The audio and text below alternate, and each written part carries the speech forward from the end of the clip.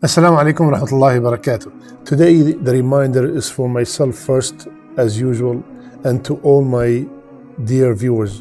A ibadah that has been neglected, a ibadah that is extremely rewarding, a very noble ibadah, extremely honorable ibadah, and inshallah ta'ala we will discuss this ibadah today and we'll mention the reward for performing it and some of the sunan of performing it, the time to perform it, and inshallah ta'ala beg Allah Azza wa Jal to make us from the people who constantly will perform it till the day we meet Him.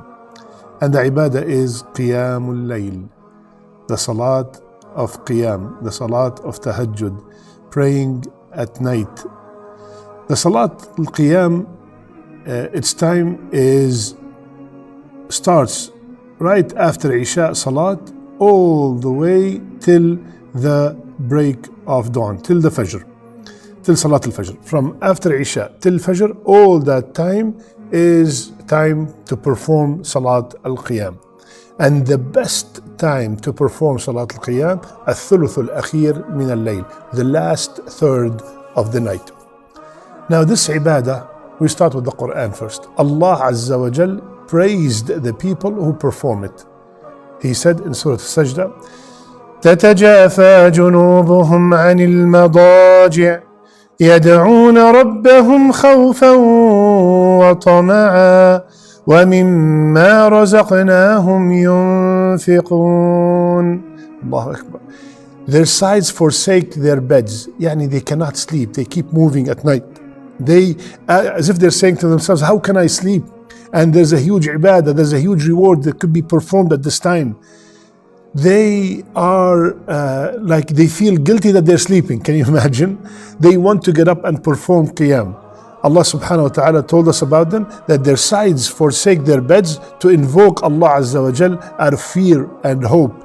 And they spend from what Allah subhanahu wa ta'ala bestowed upon them. And Allah Azza wa Jal, when He was describing Al-Muttaqeen, in Surah Al-Dhariyat, He mentioned that one of their characteristics is كانوا قليلا من الليل ما يهجعون. Subhanallah. One of the great characteristics is they used to sleep a little bit. They hardly slept. They sleep just to be able to survive. This is where their portion of the sleep, subhanallah. Compared that to our sleeping habits right now, subhanallah. So Allah subhanahu wa ta'ala is praising the people who are muttaqeen that they hardly slept at night. They are up praying Qiyam. Now let's take some rewards from the Sunnah that insha'Allah will encourage me and you to become from the people performing Qiyam. Number one, Rasulullah sallallahu alayhi wa sallam told us, and the hadith in Sahih Muslim, that the best salat after the fard salat is Salat al-Qiyam, is performing the salat of at night. Second, Rasulullah sallallahu alayhi wa sallam, he said, whomsoever pray Qiyam with only 10 ayah, my brothers and sisters, with 10 ayah, just 10 ayah, من قام بعشر آيات لم يكن من الغافلين. The second reward is that when you perform Qiyam with just 10 ayah, at least 10 ayah, you are not ghafil, you are not from the heedless. And if you perform with 100 ayah, it will be recorded that you are from the devout ones. And if you perform Qiyam with 1,000 ayah, you will be from the muqantirin, the people who are the owners of the qanatir, which is every qantar is as big as Uhud. Allahu Akbar. So the second reward, it will ward off away from you the title of being heedless. Third, subhanallah, we have in this hadith 5 rewards of Qiyam al-Layl. 5 rewards. Rasulullah sallallahu alayhi wa sallam, he said to one of the Sahaba, hold fast to Qiyam al-Layl because it is the practice of the righteous ones. Second, it is means to become close to Allah subhanahu wa ta'ala. Third, is prevention from committing sins. Fourth, it is expiation for your bad deeds. It erases the bad deeds. And the fifth one in the same hadith, where the hadith is in Tirmidhi, it is a barrier of the body against disease. So my brother, my sister, if you want to be healthy, if you want to be close to Allah, if you want to erase your sins, if you want to become from the righteous ones, perform Qiyam Al-Layl. Qiyam Al-Layl could be just 2 rak'ah. That's it, with 10 ayah. But you do it constantly, and inshallah you will be from the people who are performing Qiyam. The best dua to make is at the time of the last third of the night. Why? Rasulullah sallallahu alaihi wasallam, and the hadith is in Sahih Muslim, he said there's an hour during the night in which no Muslim makes a dua and ask of the good of the dunya and the akhirah except Allah will grant him. Subhanallah. So you could ask for dunya matters. You want success in school, in your job, success in dunya, success in your health, feeling better, peace at home, righteous children, whatever you want. Or the akhirah, Jannah, the blessings and the pleasure of Allah Azza wa Jal. There's an hour where the dua is accepted. And another hadith, subhanallah, where Rasulullah told us that Allah descends upon the first heaven in a way that befits His majesty. And at that time, my brothers and sisters, please lend me your ears and your heart. There's a period of time at night, the last third of the night, Allah Azza wa Jal, the one who can do anything, the one who can cure any disease, the one who can cover any debt. At that time, He is asking, what do you want so I can give you? Allahu Akbar. So if you are in dire need of any matter, please make it a habit to get up in the middle of the night and beg Allah Azza wa Jal.